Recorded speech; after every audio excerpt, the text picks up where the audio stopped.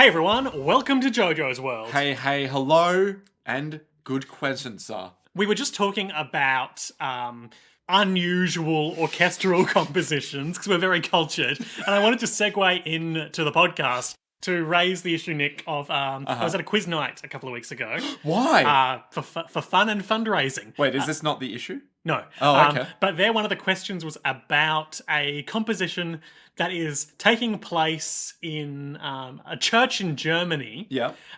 Which is expected.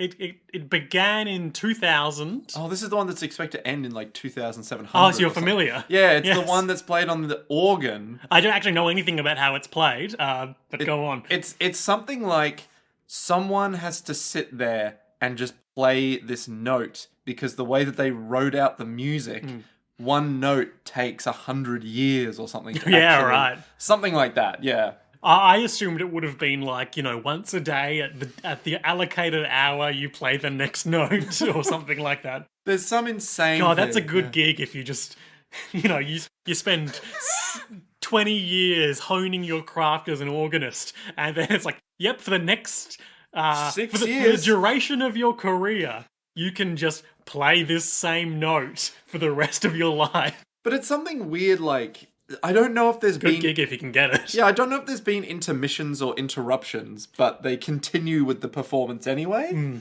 Something like that. Like, they've had to pause because of earthquakes or something, maybe. Oh, okay. But they're like, no, we're not going back to the start. Or maybe- Fair enough. Maybe Yeah. they did. And the other thing I wanted to bring up from this quiz night is they had how they have like the table games there, just as everyone's getting set up or between rounds. Like Yeah. have a worksheet essentially. A little guess this silhouette. So one of them that we had was a bunch of pictures of fictional dragons, and I couldn't get one of them. I knew it was from Skyrim, but I couldn't remember the name of the Skyrim dragon. Oh, Parthenax. It was Parthenax. I Damn. thought it was the other one from Skyrim, Alduin or something like that. Wait, there's a second dragon? There's like the good one and the evil one. What? Anyway, it doesn't matter. Okay. So point being, my mum's texting me. Leave me alone, mum. I'm recording a podcast about dragons and Jojo's Bizarre Adventure. We'll get to that. Bear with me. Yeah, so I looked, after the game had concluded, I wasn't cheating. Sure. I looked up the name of this dragon I couldn't remember because it was bugging me. Yeah. And I happened to find the weirdest specific wiki I've ever found. Okay. Which was not the villains wiki, which I thought I might have been accidentally clicking into. It wasn't the Skyrim wiki. Yeah. It was the pure evil wiki. So, okay, Which is a listing of characters that are pure evil. So when you say pure evil, what does that mean? Well, I've pulled up the Dio Brando page on the Pure Evil wiki. Okay. See, I've got a plan here. You can thread this needle. So here are some highlights from the Dio Brando page of Pure Evil wiki. Pure evil. So first, just that little sidebar with various biographical details that we know and love from wikis. Full name, Dio Brando. Alias, Dio. Lord Dio by his subordinates. Evil Incarnate by Joseph Joestar. Punk Band Reject by Wilson Phillips. These aren't aliases. These are These are at best guesses. descriptors. Origin Jojo's Bizarre Adventure. Allies. Various vampires. His zombie army. Wang Chun. Jack the Ripper. Bruford, Tarkus, Noriaki Kakyoin, Jean-Pierre Polnareff, Grey Fly, etc. All of his minions from Literally JoJo's every Bizarre single one of them. Adventure. Yep. Powers and skills. High intellect. Ooh. Expertise in psychology. That's a skill. Manipulation. Extensive knowledge of law. That's as in L-A-W. Yeah, law? he was a law student, if you remember. I did not. Such a minor point. Charisma, deception, endless craving for knowledge. Hand-to-hand combat prowess. Knifesmansship. What? That's knifes, N-I-F-E-S. Yep. M-A-N-S-S-H-I-P. Knifesmansship. Knifesmanship. Okay. Welcome to the Knifesmansship.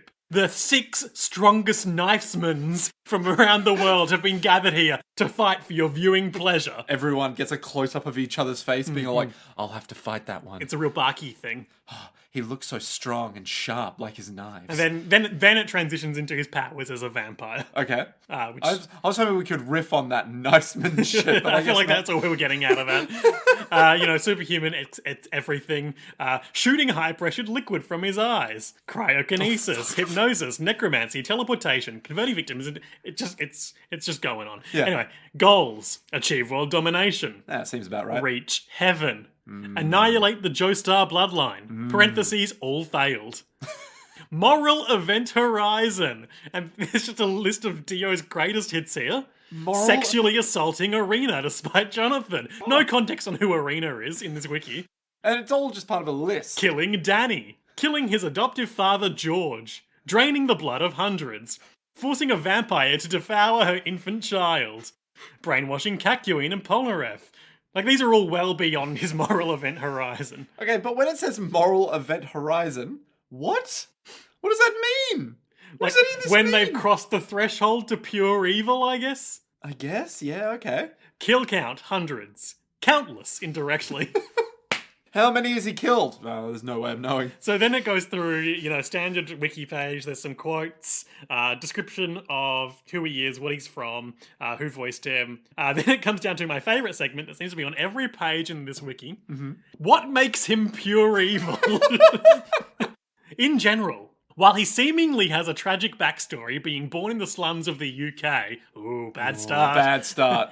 Having a deceased mother, an alcoholic and abusive father, it does not justify his actions as he chooses to renounce his goodness even after getting a better life from the Joestar family. Ooh. And Speedwagon, who had a similar life, calls him out on how evil he still is. Ooh. Like, what are we doing here? But, okay, so what really gets me about this wiki is that it's not the villains wiki which already exists. Yeah, that's the other thing. Right? So the other thing is, for the page of that dragon, when in the bio section, the bio section just said, too extensive to list here. Please see his entry on the villains wiki. So I just looked back to that. What is this wiki? Is there like an about page for the wiki? I'm not going to find out. Anyway, so that was just a fun little thing about how needlessly specific the internet has gotten. This is, of course, Jojo's World, our Jojo's Bizarre Adventure recap and discussion podcast, where today we are talking about episode 15 of Jojo's Bizarre Adventure Stone Ocean, entitled Ultra Security House Unit. It covers chapters 652 through 654 of the Stone Ocean manga. Of the Jojo's Bizarre Adventure manga. That's not very many. That's the usual amount, and we have this exchange every episode. I'm just saying. Nick. Yes. Your thoughts on this episode? It's whack. It's a weird one, and I'm fully on board with it. So what happens, a brief overview of this episode. Jolene spends the whole episode sitting in a dark cell. Foo Fighters. No, she sits in a dark cell and then gets out of the dark cell. Forcibly. I don't know if she actually leaves during this episode. We see everyone else leave theirs. She's like left. Yeah. She's checked out. Foo Fighters stares at a guy while Emporio monologues about how this guy's no good, he's bad news, and the guy's like, I'll help. Yeah, I'll look, we're gonna, And some... big boys getting a big fight. Yep, more on that later. So it's cooked. Any more specific observations, Nick? It's just strange. Like, the whole episode is just weird, and I'm like, yes, this is why I anime. This is why we anime. Like, you don't want your anime to be your standard fare of, but I just felt feelings and it makes me sad. When a lot of anime just boils down to that same kind of, but this is what I'm feeling. But you need to understand that logically, this is what I need to think. And thus my emotions are validated. That's powering me up to do my next big attack. This is just like... Oh, you mean every episode of JoJo's Bizarre Adventure? No, because JoJo's is like, I hate you. I'm going to fuck you up. Like, but to fuck you up, I need to solve this jigsaw puzzle in reverse. Yes. And it's just weird, right? It's like, it's so just, it's snappy, but it's bonkers. It's interesting in this episode, Jolene really occupies the same role as the viewer for a good segment of it, where she's just watching some fucked up shit happening and being like, hey, what the fuck is going on? Are these guys enemies? And it's like, why are they, like, smiling and shining so much? And then she gets blood splatter. She's like, Now I understand. I'm just kind of in shock. All right, let's get into it. All right. We open. We do open, and we all appreciate that. A Netflix anime series. It's the church, that is to say, the chapel in the prison. Yep. And Sportsmax, a dead man, but he's not dead in this flashback, is talking to Father Pucci, a man of God who is not of any inclination towards death. I was going to say any typical religious denomination. Is he not a Christian guy? I mean, I think he's ostensibly is, but he's pretty totally Far devoted away. his life to Dio. Yeah. He's only devoted his life to God. Dio. And you remember there was all those sequences in the previous batch of episodes where he would like just go on these long parables about like things that were pretty contradictory to traditional Christian dogma. Speaking of which, he starts talking now about how there's a finite number of souls allowed on Earth. Yeah, the and explanation the of more this. humans there are, there'll be less animals because there's only so many souls to go round. We've reached peak soul. No. He explains it like in the same way that the Earth is 30% land and 70% water. Yep. Which is a weird analogy, but Yeah, he never returns to that. No. The Earth is 30% land and 70% water. There's only so many souls. yeah. So there's only so many souls that can occupy the planet. Yep. Basically. But what if you could have dozens of souls? You would stop dozens of children being born. Like, I don't get it. I don't understand. The number of souls constantly remains fixed. Now, let's suppose there's a way for one human to possess dozens, no hundreds of thousands of souls. What will this human see? Does that mean? Sportsmax says, I couldn't even begin to guess. An interesting thought, though. From me, Sportsmax, an intellectual. And then they move on. They never reach any coherent point. I'm just curious, is this actually a relevant thing that should be Comme ci, comme ça. incredible? Okay, it's classic Jojo's. Yeah. So then So anyway, about this bone that I got. yeah, so basically at this point they're like, okay, so the bone is the last remaining bone of a friend that I had that I want you to like. And that friend's name is, stares directly at camera, Dio. You might know him from his entry on the Pure Evil wiki. So he wants him to bring him back or resurrect him? Yeah, it makes sense. But then Sportsmax is like, don't you get it? It's already been done. Well, first he starts like, I don't know, it's only one bone. I don't even know if I could do it. But yes, then he's like, yes, he's already alive. And then they're like, I don't know the Japanese inversion of the... Omae-wa-mo? Yeah, I don't know how to say that, but you're already alive. I don't speak the language, and it's rude of you, listener, to expect me to. It would be something like Omae-wa-mo living deru or something. I mean, I don't even know enough about the grammar to back up if that's correct. Hey, I don't know if it's right, but I'm giving it a red hot go, and that's what language is That's all what about. learning languages is about. If you go to Japan and you're like, hey, I can't speak Japanese, but I'm going to give it a red That's hot an interesting go. thing you hear. I haven't heard about this since I was like more involved in anime communities. So like back when I was in high school or early university. But you know, people who learnt Japanese predominantly from anime and manga going to Japan and like running afoul of so many social situations because they've learned how to say coherent sentences, Yeah. but they don't understand about the different forms of politeness and things like that. And someone will have been like, I'm going to do all the subs for this anime. Look how precisely I can translate it. And then you read it and they're like, don't you get it? It has to be violent all the time. Everything has drama in it. Oh, you're of course, you know, the same phenomenon as in that, what is it, Yeah, ProZD, yep. The dub versus sub. Sasuke, you're my friend and I love you and I'm bringing you back versus the dub. Sasuke, you bastard, you're my friend and I fucking love you. Exactly. That's what I imagine most people that watch anime sound like when they say anything in Japanese. It's what we sound like. And we're talking English. It's true. Or are we? Wise.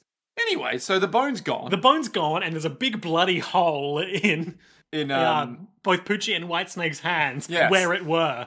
And he's like, what's going Man, on?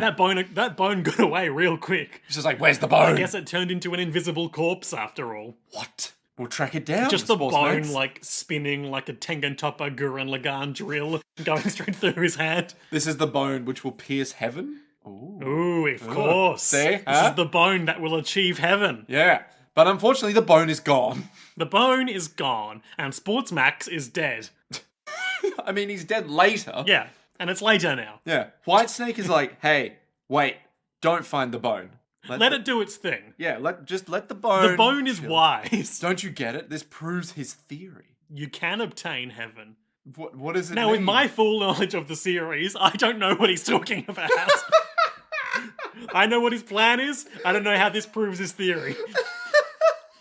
So, okay, is this one of those Araki things where he's like, I've got an idea in my head, this is gonna do it. And then, like, any editor would be like, what the fuck does this have to do with that? It's like, no, trust me. Just go with the flow. It's Jojo's, baby. And then gets to the end and everyone's like, fuck, he's a And it's genius. revealed that this is not just a flashback. This is Emporio watching this conversation on the disc they got from Sportsmax. I was thinking before about the disc power and how it's kind of like the equivalent of, for instance, to pull a couple of examples just randomly, not the ones that I always go to the well for, Queen Beryl from Sailor Moon brainwashing people to make them into Akuma to steal people's energy. Yep. Or the evil therapist from the second arc of Utena giving people black roses to brainwash them to kill the Rose Bride. Yep. It's all just the same narrative construct. Or it's Keicho Nichimura or Dad Kira.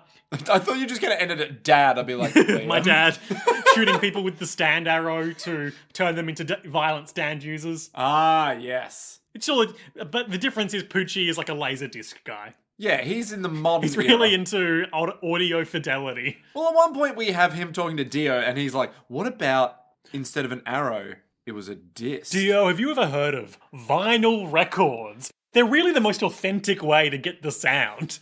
I don't know, I'm a pretty high fidelity guy. I just prefer kind of live orchestral music because I'm from the 1800s. You would, wouldn't you? You can't appreciate the grainy sound of vinyl. The pops and fizzes. I hate it so The much. smell. The smell! The smell of vinyl. The feel of the dust jacket. No, I just hate vinyl. Keep The going. thing where it skips and it plays the same tiny segment over and over again. I have no strong opinions on vinyl. These are just things that I've heard. I hate vinyl so much. Okay. Bam. Bam. I'll take a stand. I'll take a stand against vinyl. Why? Well, because it's just a shitty medium. Like, it degrades faster. It sounds worse. It's bigger. Takes It up is more bigger. space. I think it's worse for the environment. Yeah. And for some reason, people like buying it, but it's purely nostalgic. Like, they listen to it like, oh, isn't it so good on vinyl? It's all analog. I'm like, yeah, but you can't tell the difference. Like, I went to a tangent. I went to a Japanese-style listening bar recently. Okay. They had a really nice analog hi-fi setup. what does... okay, go back. A Japanese-style listening bar. So it's a bar. It's got really good acoustics in there. They've got a big analog hi-fi setup. They just play records. You have some drinks. Huh, okay. There's not really a story here. I was going to say, like, you know, they had a nice vinyl setup. It sounded good. Shit, that sounds rad. Yeah, we should go sometime. We should. Do they play, like, lo-fi beats? The night I went, they played a lot of Japanese jazz. Ooh, like Cassiope. Couldn't tell you. Okay, alright, never mind. Listeners, if you like funkin' shit, you gotta, like, get into Cassiope. They are hype as fuck jazz. Okay. Yeah. So anyway, So they've been watching this disc. and they're like, oh my god. Jolene's gone to the ultra security house unit disciplinary wing to get the bone, so that when she has the bone, Poochie will have to come to her with the disc and she can murder him and get the disc. Because the bone is in the high security yeah. disciplinary room. Yeah. Yeah. Yeah. Somehow. And Foo Fighters is like, Jolene's not going to last in there by herself, and I owe her because she gave me this personal autonomy of this corpse that I inhabit. So I got to get in there. I need your help, Emporio. And Emporio's like, but I'm too scared. I'm just a little boy who lives in this prison ghost room. Foo Fighters is like, shut up, you gotta help me. And he's like, no, but you see, I can't even access the ultra security house unit. It's a separate building past the men's unit that you need to take a car to. A car? So let's take a look at this plan of the prison. See if there's anything of note in there. God, I love a good fake map. We see it's the sort of the blueprints or the architectural design of the prison. The top-down view that you would play prison architect to and be like, no, the wall must go like this. Ooh, yeah, that's good. I'll take your word for it. Yep. We see some locations on this map that we've seen before. Factory number 1, laundry. Factory number 2, annex, the courtyard. Of course, the location of the Frog Rain adventure. The female wing, the male wing. The chapel comes off the central control building and workshop complex. I would imagine that is probably the location that the bulk of the Sports Max fight took place in. Huh. Which makes sense because he was talking to Father Pucci while Hermes was watching him. It's all falling into place. Did you know that north of the annex is a forest? And south of the female wing is a basketball court. Interesting. Well, Weird, there's but not really any interesting information from this map after all. Anyway, so it's at this different area. Next to the main building in the medical wing is parking. Ooh! Is it free? No, it's ticketed parking at the prison. It is ample, though. So there's no secret passages there. Emporio can't get there. So, but she's like, can you just help me get in there? I'll take it from there. What about you, Narciso Anasui, who's been standing here silently the whole time? So we get a weird, like, no. Emporio goes on. And he's like, no, he doesn't help you. He'll never help you. You see, he's a big nasty freak who loves taking things apart, even people. He literally one day took apart his neighbor's Porsche. That's crazy. Yeah, when he was a child. And also, one day when he was 21, he took apart his girlfriend and her lover, who wasn't him, on the spot. But he came back normal from the psychiatric evaluation. Yeah, he's a normal guy. He just has an obsession with taking things apart. He's not going to help you. And then it goes on for some time, and then he just looks at us and is like, I'll help you. Yes, I will help you. Let's talk about Narciso Anasui. Narciso sounds a lot like Narcissus. Oh, okay. like you know, not like yeah. It's like they're going for something. Yeah. There. So, Narciso Anasui, stand name, Diver Down. I've never heard of Diver Down. So, let's start with the Jojo Vele commentary for Diver Down. Yeah. And go from there. Here we go. Hit me with that sweet Araki knowledge. This is another stand where the situation came first. This stand can dive in and swim through all sorts of stuff. Kind of like Oasis, right? Aesthetically, it has diving equipment, so it resembles a diver. Oh! Is Oasis, that what that is? Yeah. Oasis was either Chickalata or Seko's stand from near the end of part 5. Remember there was the Joker doctor and his fucked up little guy? Yeah. And he just swam around in the mud. Yeah. Yeah. What a fucking weirdo. So that's Oasis. Wait, that's it? Sorry, that's Diver Down. Oh, okay. Diver Down is named after the 5th studio album from Van Halen. Oh! Which itself is named after a nautical flag to indicate that there is a diver down. I see. It makes sense. As in, like, the diver's been shot? No, like, there is a boat here and there is a diver down beneath it, diving. Oh, that's a lot less exciting. The album cover displays the Diver Down flag used in many US jurisdictions to indicate a scuba diver is currently submerged in the area. Asked about the cover in a 1982 interview, David Lee Roth said it was meant to imply that there was something going on that's not apparent to your eyes. You put up the red flag with the white slash. Well, a lot of people approach Van Halen as sort of the abyss. It means it's not immediately apparent to your eyes what's going on underneath the surface. God, I wish I was a professional artist. You could just say whatever the fuck you wanted. Well, yeah, but this is back in, what, the 70s or 80s? While impressed with Roth's creative marketing spin, manager Noel Monk also explained the sophomoric sexual double entendre, dive her down. Oh, nice. Which is almost a thing.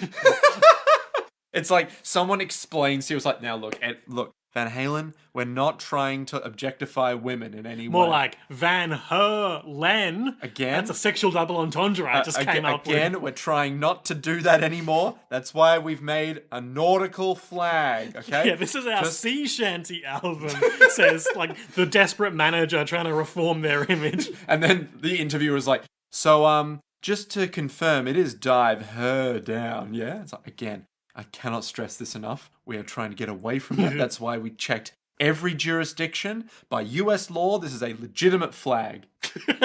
Yep, and if you display this album cover, it means there is a diver underneath. So, it's dive her down then. Oh, God. 5 of the 12 up and atom. Dive her down. Dive it down. 5 of the 12 songs are covers. Covers? What? In retrospect, it turned out to be one of the Van Halen brothers' least favourite albums, with Eddie stating, "I would rather bomb with my own music than be the world's biggest cover band." Yeah, no. That sounds shit. However, at the time, while he admitted to the pressure the band was put under to be able to record it, it was fun. I'd rather die than have this album go through. But also it was fun. So there's an extensive quote here that I will read in full and cut if it's boring. Okay. When we came off the Fair Warning tour last year, 1981, Here we go. we were going to take a break and spend a lot of time writing this and that. Dave came up with the idea of, hey, why don't we start off the new year with just putting out a single? He wanted to do Dancing in the Streets. He gave me the original Martha Reeves and the Vandellas tape, and I listened to it, and I said, I can't get a handle on anything out of this song. I couldn't figure out a riff, and you know the way I like to play. I always like to do a riff. Just like me doing podcasts. I always like to do a riff. That is a true statement. As opposed to just hitting bar chords and strumming. So I said, look, if you want to do a cover tune, why don't we do Pretty Woman? It took one day. We went to Sunset Sound in LA, recorded it, and it came out right after the first of the year. Started climbing the charts. All of a sudden, Warner Bros. Is going, you got a hit single on your hands. We got to have that record. We said, wait a minute. We just did that to keep us out there so that people know we're still alive. But they just kept pressuring, so we jumped right back in without any rest or time to recuperate from the tour. Started recording. We spent 12 days making the album. It was a lot of fun. They spent 12 days making the album? Yep. Oh my God. That's insane. 12 days. Seems fine. Whoa. Fwah. Just imagine sitting there being all like, hey, what do you reckon about that thing that you just played? It's like, oh, I thought it was good. Yeah, cool. I didn't. For 12 days. On the track Happy Trails. Dave. Joke 'em if they can't take a fuck, Sylvie. Joke 'em's trick. What? Oh, Joker's trick. Joke her down. Why does Joker's trick work so well with everything? Joke 'em if they can't take a fuck, Sylvie. You wouldn't believe the number of TV commercials and radio jingles this band can sing in 4-part harmony. I was nannied and weaned by TV. That's the babysitter around here when you're growing up. To sit in front of the tube, you turn into a vidiot. I remember all the commercials. We've been singing Happy Trails for general airport use for years, and we wanted to do something wonderful and different for you. Huh. That's just in this article with no context. I was going to say, who's even saying that? Dave. Oh, Davey Lee Rotho. I guess. Yeah. And now you know the rest of the story. Oh my God. So anyway, dive her down. Dive her down. Joke her's trick. Black Hawk down. Oh, more like black her down. You know what I'm saying? I do. I'm saying it's a war. Oh. Yeah, and just... war. What's it good for? That's what I'm asking. More like what? No, I got nothing. So we only see a brief chunk of Diver Down's. I can't even say anymore. We only see a brief chunk of Diver Down's power in this episode. But what do you think it is, Nick? So I think, well, there's two parts to it. One is it's obviously to do with marrying the love of Anastasia's life. Jolene Cujo. Cujo. More on that momentarily. But it looks like you hit something with the stand. As you do. It will only go off after like a trigger happens. Sure, it's like a delayed reaction attack. Yeah, exactly. But I don't know if it's time or if it's like a condition. So like... Or if he can just like do it when he wants to. Yeah, so like I don't know if it was... Because when they kick Because what we the see door, in this episode is Anasui kicks the door with his stand, leaves a footprint, the guards come and check the ruckus, and then as they approach, the foot comes out the other side and kicks them big time. Ooh. Yeah. Given his... Like, I don't think this is a spoiler to share with you. Given his general proclivities, I'm sure you won't be surprised to hear that there is also a disassembling power. Now, you remember when I found out about his disassembling and I immediately turned to you and said, what if he can disassemble the door? Will there be the disassembly of a door? Oh, sorry, correcting myself. It's been a while since I've done a deep dive into Anasui. He's not quite disassembling with his power, but it is something that would aid in disassembly. Oh, okay, all right. So you'll have to see that when it happens. So the disassembly is just a hobby. That's just his side hustle. Yeah, but the punching through the door with his magic foot, that's the thing that he doesn't do on the side. That's actually a power. Yeah. Okay, all right. I'm with you again. That makes a lot more sense. And Anasui is, of course, jointly named after Narciso Rodriguez, an American fashion designer. Oh. Born in Newark, New Jersey, to the only son of Cuban parents. Okay. Wait, as in no Cuban people have ever had children before? Shut up. His parents were against him entering fashion. As they rightly should have been. But he was relatively successful, and I see no major scandals on his Wikipedia page. And also named for Anna Sui. Wait, what? Anna Sui. Who's Anna Sui? An American fashion designer of Chinese heritage. Oh, cool. Does she have any bad vibes?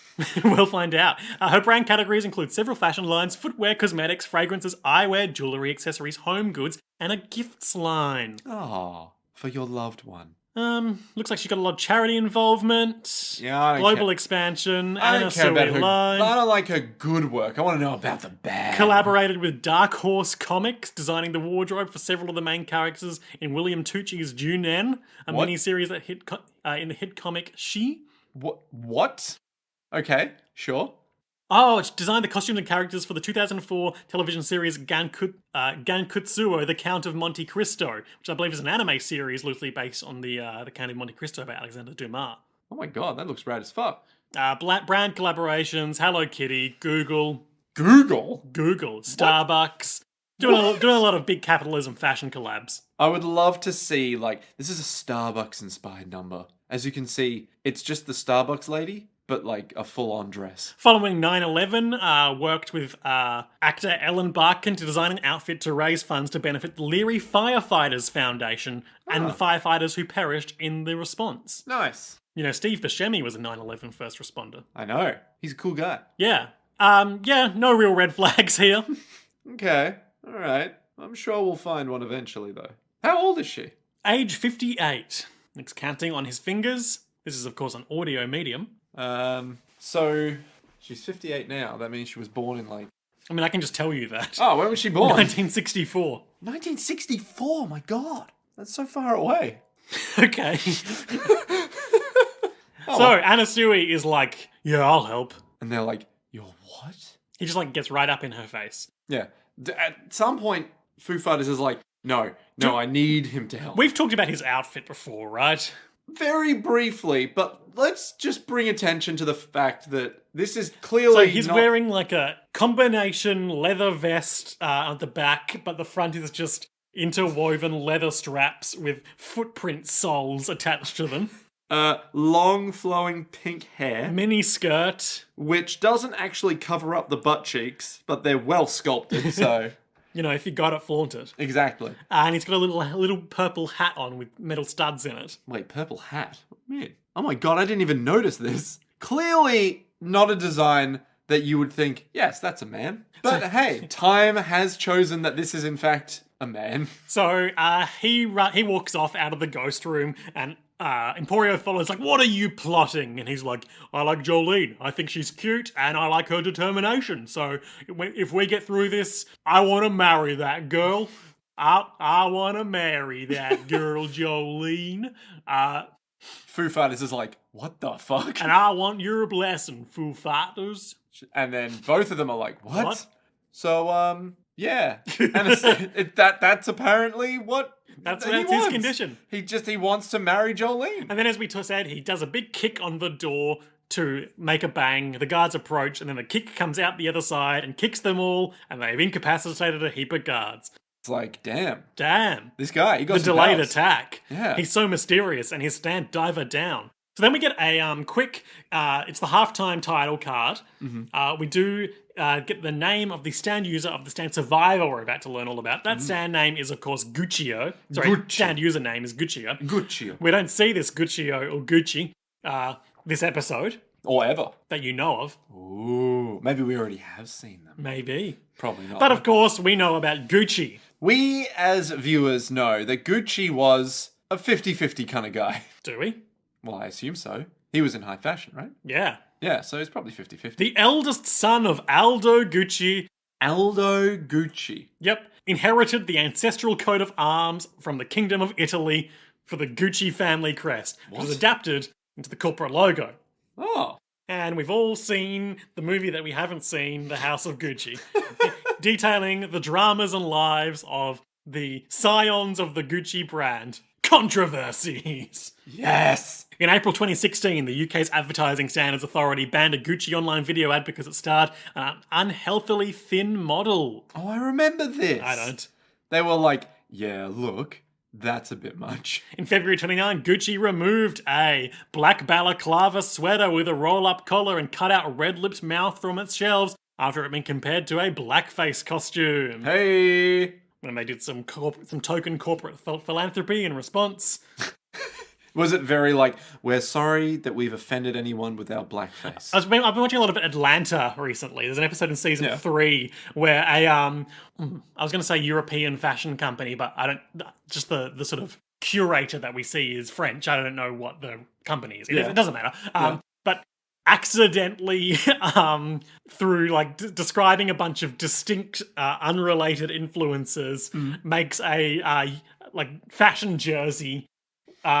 Where the back, it just says Central Park 5. What? Okay. Which, of course, high profile, falsely accused of murder or assault or something. Bunch of youths, black youths in the US. So the episode was about, like, corporate philanthropy and about how it's kind of phoned in and fake. Yeah.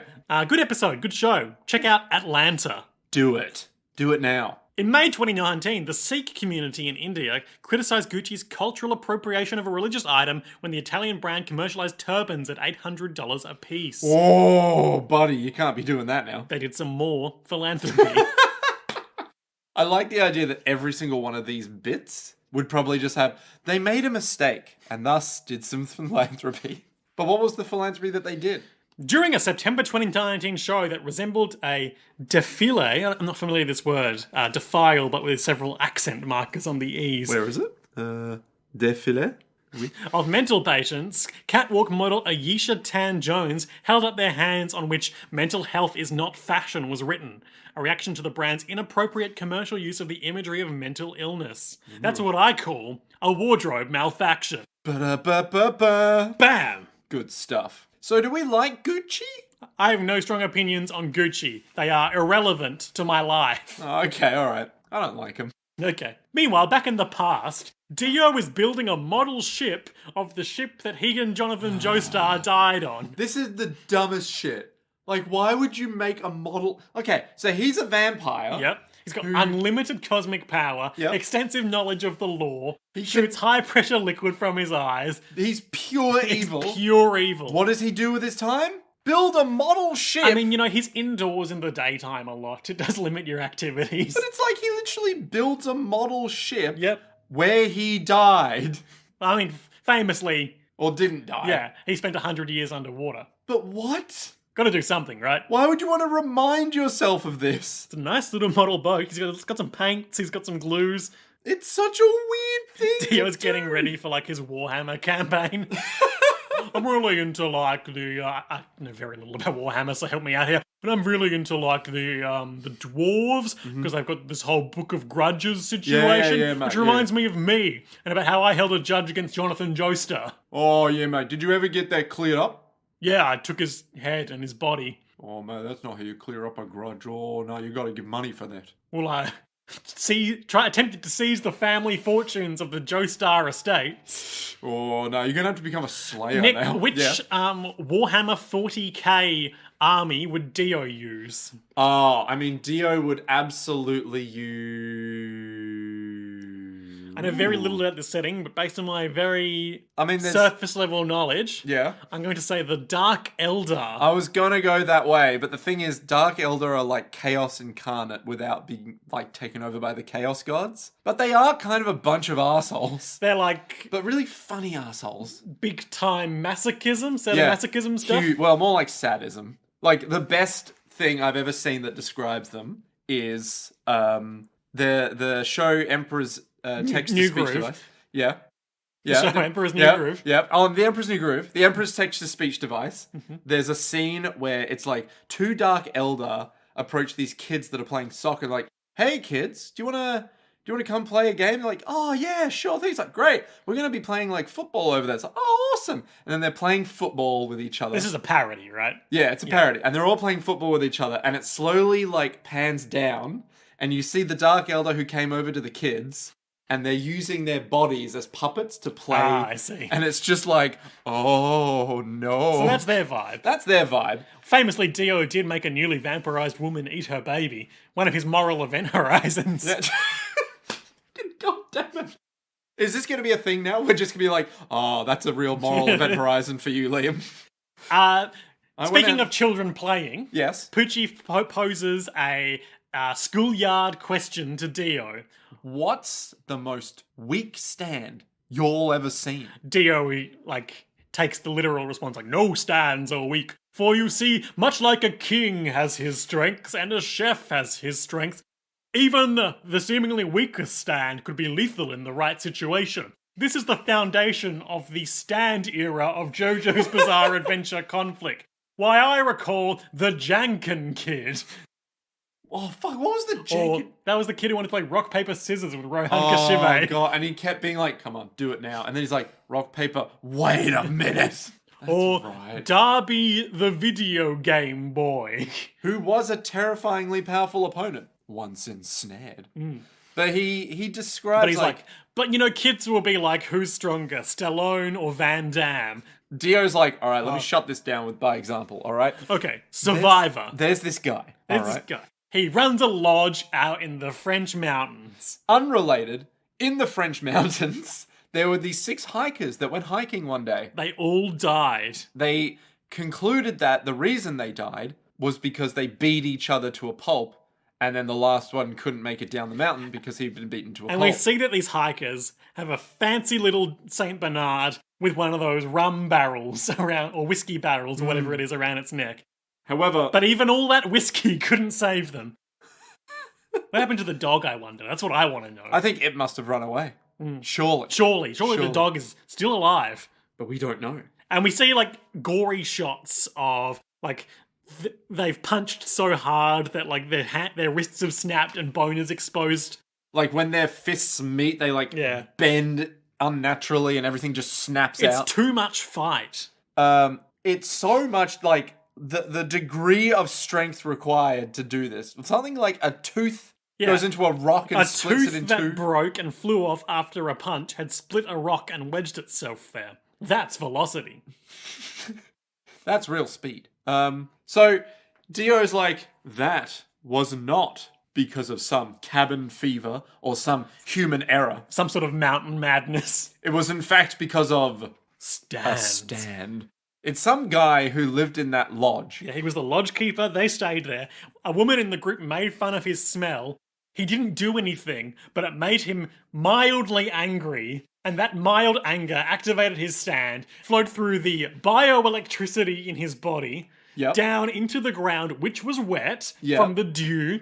And the hiker's feet were also wet from the dew. So it conducted and travelled up into their bodies, into their brains, and awakened their fight mode. In the limbic system. Yeah. A mere 70 millivolts, that's all it took. And then all it took was minor social irritation, and they all beat each other to death. Literally, it was like, because we get an example of it later, where someone will be like, God, it's really hot today, isn't it? Slap on back. What the fuck are you doing slapping on the back? And then just punching each other. And it escalates and they kill each other. Yeah.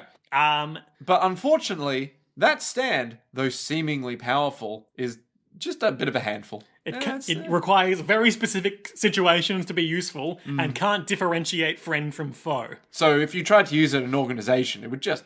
You know? You're just in trouble. No control. So surely this stand, which is in the French Alps, will not come to haunt us later in this episode. But Nick, foolish as you are. Wait a minute! Poochie says, hey, can I have that power for a disc? And Dio's like, you want that power for a disc? Yes, I could see theoretically a situation where it may be useful. You can have that power for a disc. So at this point I gotta ask, like, if Dio makes people that has stand powers... Well, of course, Dio had access to the Arrow and an international network of assassins to find stand users. But, like, is Dio the one who was like, I've just found you and you can make the discs? Or was he like, I can extract the stand power and put it in something for you? No, so Poochie's power, Whitesnake's power, involves extracting the discs. Yeah, okay. Yes. Yes. Yes, okay. It's unclear at this stage whether or not he was born with that power or it was Arrow imbued. But, given that, based on these flashbacks we've seen, he was a very close confidant of Dio's. Confidant, if you will. As the French Alps hikers would say. A real défilé, if you will. Yes. What does that even mean? I don't know. I don't care. Then it makes sense that being in his trust as he would, they could be like, you got any use for this stand you're aware of, Dio? Nah. You take it. Put it in your CD collection. It's like a scene of like, you take it. No, I don't, no, you have it. No, I don't want it. I don't want an assassin who has that power. But you... all right. Meanwhile, Jolene is eating the fungus that is growing on her mattress. She's like, this is edible. This is... And then a big light is shone in her eyes. The door opens and the guards flash her with the spotlight, and having been in darkness for so long, the light burns and she hides behind her mattress. Or so we think. And no, she does. But she's like, it's so bright. But then afterwards she's like, I have to use my thread. Yeah, but she still does it. Yeah, I that guess means they can't see the thread, Yeah, that's true. And the guards are like, got another one that's $20 for me from our sick bet. But all I've got is $15. Oh, no. So then Jolene's like, I have to stay strong. And send my thread out and find the bone. So she sends her thread out. To find the bone. Which she doesn't find. Meanwhile, these two guards, we saw them briefly in the first episode of this batch. One of them just looks like a guy. A $5... Giorno. Well, there's the other one. The other guy. Yeah, and then the one who, let's call him Bjorno Bjorbiana. I was surprised to learn looking up for this episode, this guy has a name. What? It's never mentioned, as far as I remember, but he is named Sonny Liqueur. I'm sorry, what? Sonny Liqueur. It's not like liqueur, it's literally Likir. Named after the French fashion designer Sonia Riquel. Or Riquiel. Of course it is. What's Sonia... What's Sonia... What's her whole deal? Yeah. Why, Nick, she is a French fashion designer. She created the Poor Boy sweater, which was featured on the cover of French Elle magazine. Her knitwear designs and new fashion techniques led her to be dubbed the Queen of Knits. As in knitting, not lice. Yes, it's me, the Queen of Knits. How are you? What? Pursue them, my minions. What fine hair you have. It would be a shame were it to be corrupted. Famous for her iconic red hair in a bob. You know who she reminds me of? That woman from The Incredibles. Mrs. Incredible? No, Edna Mode. Yes. Possible inspiration. Possibly. Anything in pop culture on this page? No. She is dead, though. What?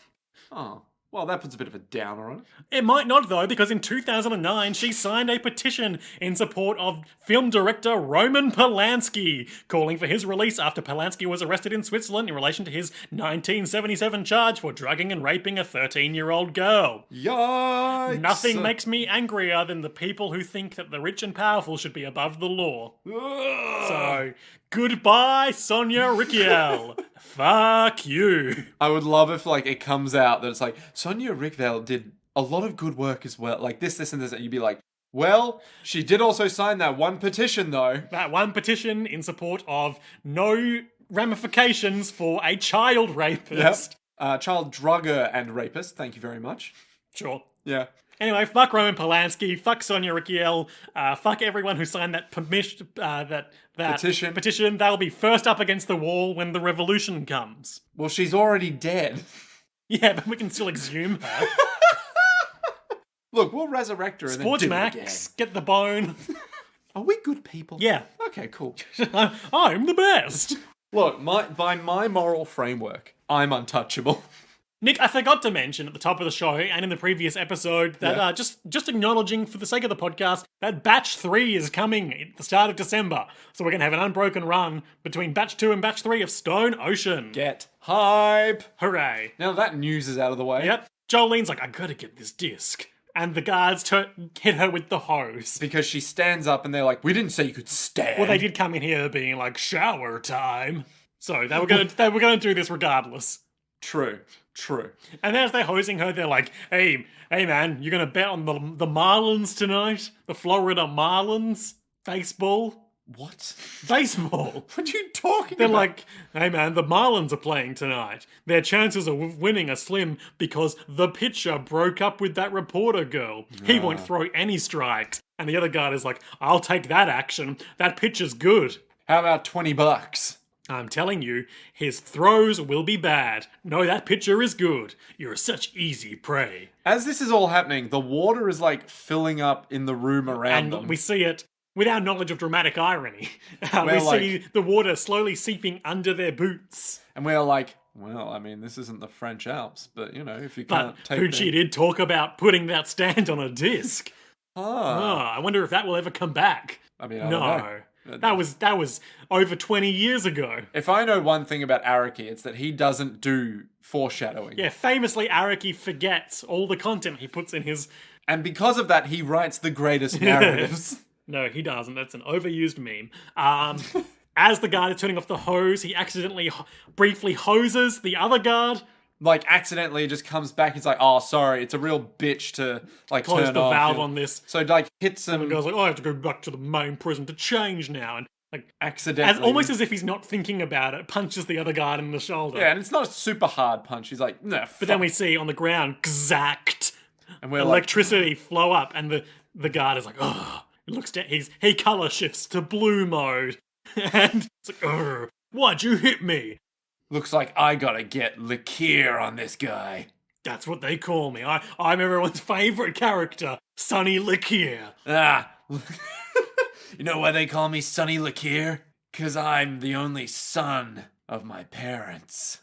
Okay. And I'll fuck you. My real name's Bjorno Bielbiano. Why do they call you that? Oh no, that's just my name. It doesn't have any significant meaning.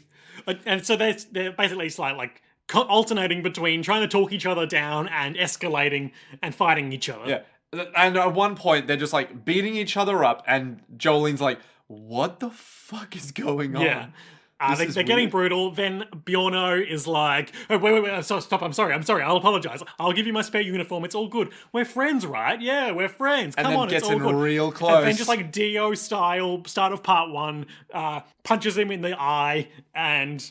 Like, straight into the jaw, rips off part of his face. Yeah. And he's all like, we're friends. Yeah.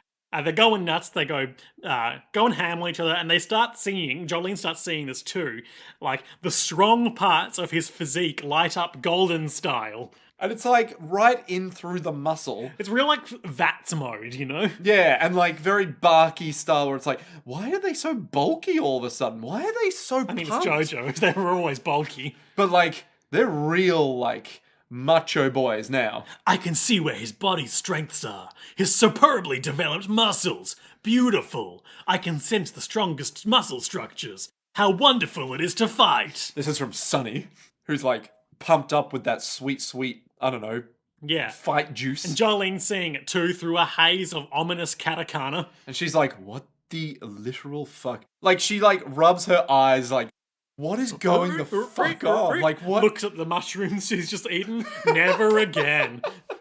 She's like, oh, something's up here. So then they fight more. They do some auras at each other. Yeah, and like limbs are getting crushed, and he puts unnamed buff guard pins Bjorno to the ground and basically like rips him in half, from what I can tell. Like, into a chokehold and just like knocks him Some out. sort of leg lock / spine breaker. Yep. Runs out of oxygen to the brain. And then he stands up, raises his hands above his head, and starts screaming, I am the strongest! And then throughout Jolene's internal monologue she's about to have, we can just hear him in the background going, ah! He's the survivor. He's just hulking out. Oh, we should talk about Survivor. Yes. Yes, we should. Survivor? Is a song. No. Oh. It's a band, Nick. But more It's a importantly, band? Eye of the Tiger. Oh, was that the band name? More importantly, the Jojo Vela commentary for Survivor. Tell me more. It crawls along the ground like a jellyfish and approaches you without being detected. Maybe it's because I was writing a prison story, but there's a lot of stands in Part 6 that attack you psychologically, like ones that make you dream, or ones that control your mind. Just like me. Which are your favourite ones like that we've seen so far, Nick? That control your mind? Or that make you dream? I like Death. Death makes you dream. Was it Death? Oh, you mean in the All of Jojo? Yeah, All of fair Jojo. enough. I was talking about Part 6, because I can't remember any other than Whitesnake do that. But go on. Yeah. Well, I mean, Sportsmax had a pretty terrifying mentally true. harrowing stand in that it could make an alligator that was covered in blood. An invisible corpse. An invisible corpse. Not a ghost. Terrifying. Terrifying. There was also the one that made you small. It's true. It belittled you. Exactly. It made you feel and look and be small. Like anyone could just step on you. Oh no. Oh, that'd be so bad if someone were to step on my tiny little body. Survivor is an American rock band formed in Chicago in 1978 by Jim Peterick and Frankie Sullivan, which achieved its best success in the 1980s. The band is best known for their double platinum certified 1982 hit Eye of the Tiger, the theme song for the 1982 motion picture Rocky 3. Rocky 3. Rocky 3. That was the fifth one.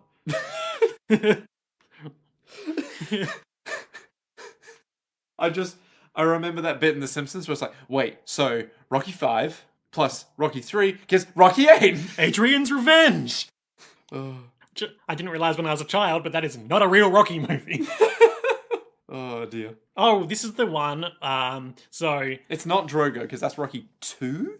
So it's Clubber Lang. Clubber Lang. Yeah, James Clubber Lang. Who the hell is that? Nick, you should watch a movie. Any movie? Yep. You can't make me, Liam. I will only watch a movie when I'm good and ready. And also Apollo Creed is in it a lot.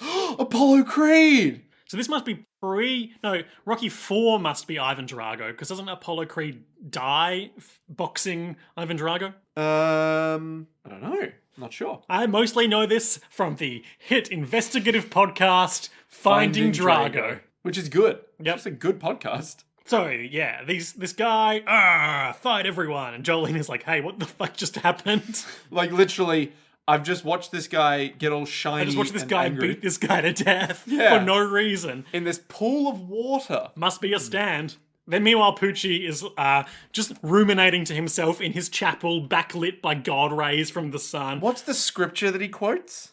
Oh, yeah, you're right. I didn't even pick up on that. Do not cast what is holy to the dogs, lest they trample themselves under their feet and turn and tear you in pieces. Matthew 7:6. What the fuck does that mean? Dogs, they're gonna go nuts if you give them good stuff. Is that like, yes, humans, weak, limbic system, strong. Survivor, stands. Jellyfish. Truly, I'm a good guy because I'm a man of God. I can't figure out. So basically, like, it's great here because we're seeing these from his perspective. He doesn't know that Hermes had a specific grudge against Sportsmax. Yeah. So he's just like, Sportsmax has gone missing. I can't figure out how they would have learnt of my plot with him. But I have to assume that they did. And they must have read his memory. So I've sent 4 stand users to the Ultra Security House Unit, and they're gonna fucking kill Jolene. When I heard that, I was like, oh, snap. And we see this guard, he presses the big red button to open all cells. And he's like, let's fucking fight! And we see all of the unseen Solomon Grundys and Killer Crocs from shit throwing days. It's the full rogues gallery, but it's just the Joe's gallery. Can't believe no one threw any shit at those guards while they were beating each other to death. They would have nailed them. And Poochie is looking very ominous, being all like, yes, it's all part of the grand plan. We see one guy in a striped tank top with big sunglasses.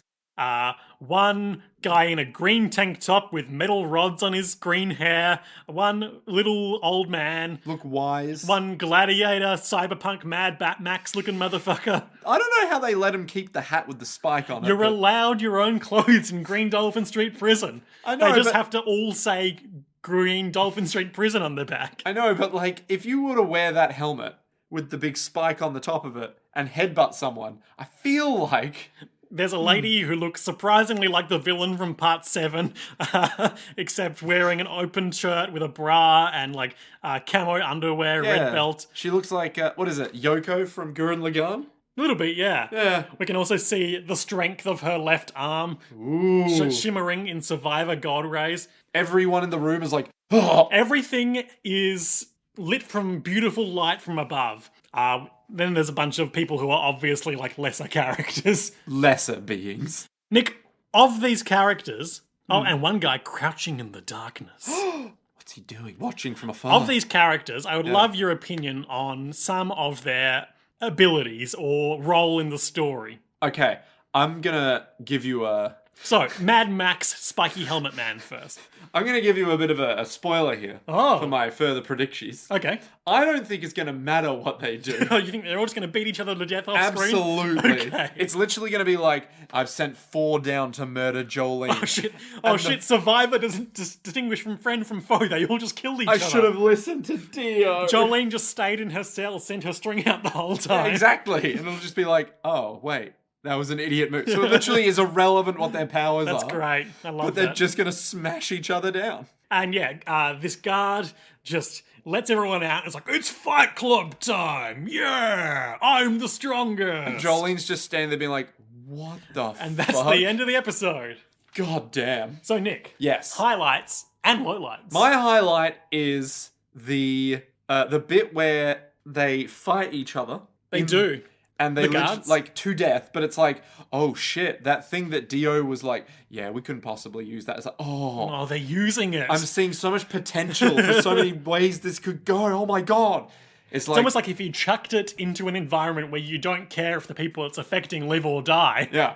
It's just like it's a really cool idea. But also you can just be like, oh, but they could do this. Oh, they could do this. And you feel like a 6-year-old being like, oh, but because they had that, the limbic system... They're all in fight mode. Yeah, so they're not going to do the thing. And they've like, all been aggroed by some mobs. They can't get on mounts. They can't teleport away. And then they'll be like, yeah, but the other stand power does this and it'll work. It'll do the thing. And you're like, but what if it doesn't? I don't know. That one guard's not even a stand user as far as we know. Exactly. But he's so powerful and strong. He killed his best friend. His physique was so sculpted and proud.